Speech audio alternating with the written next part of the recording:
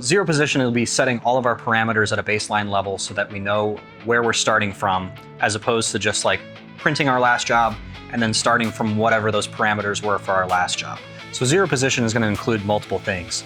We're going to start with our squeegee and flood bar speed. And on these rock presses, I like to start with both of those parameters at 3. I think it's a nice kind of medium slow starting point. We can always move up or down from there. So for this job, we're just printing 2 whites, so 2 screens.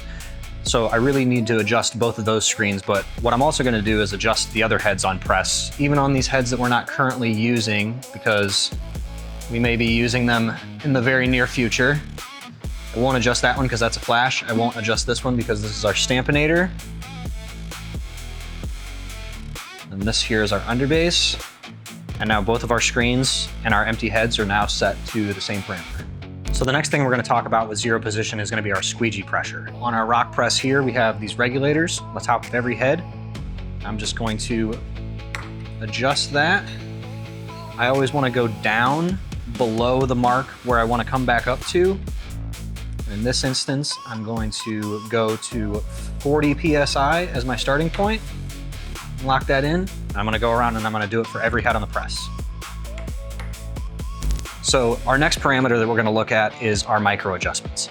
I want to set all of our micro adjustments to actual 0 so that we actually have that play in any direction that we need to go. So to set these to 0 on our rock presses, I have this convenient dial right here. We're just going to line up our 0 line.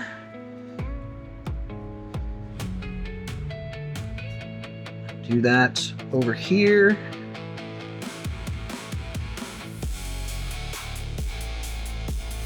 Now we are at true 0.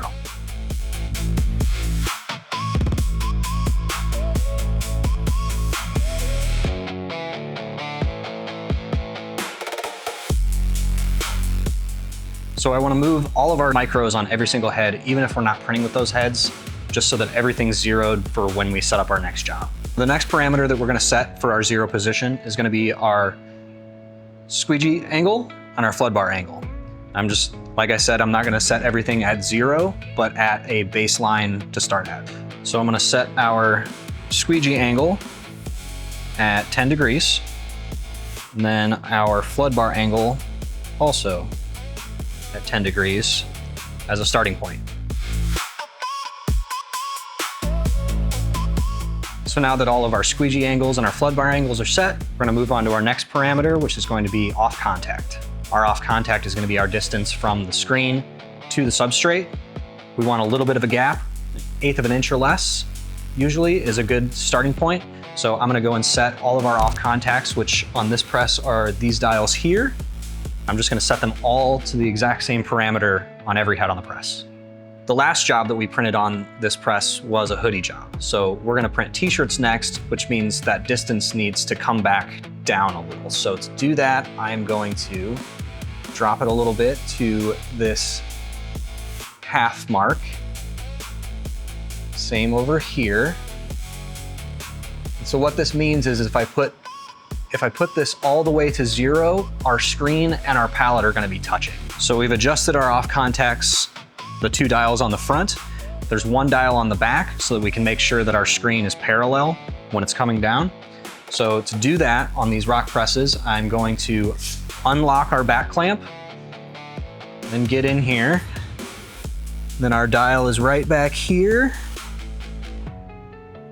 And I'm going to set that to the same half point that I set the front to. And then I'm going to lock it back in. Now that we've set our off contact on our first head, I'm going to go around and I'm going to do it to all of the remaining heads on the press so that everything's the same, so we can start test printing our print.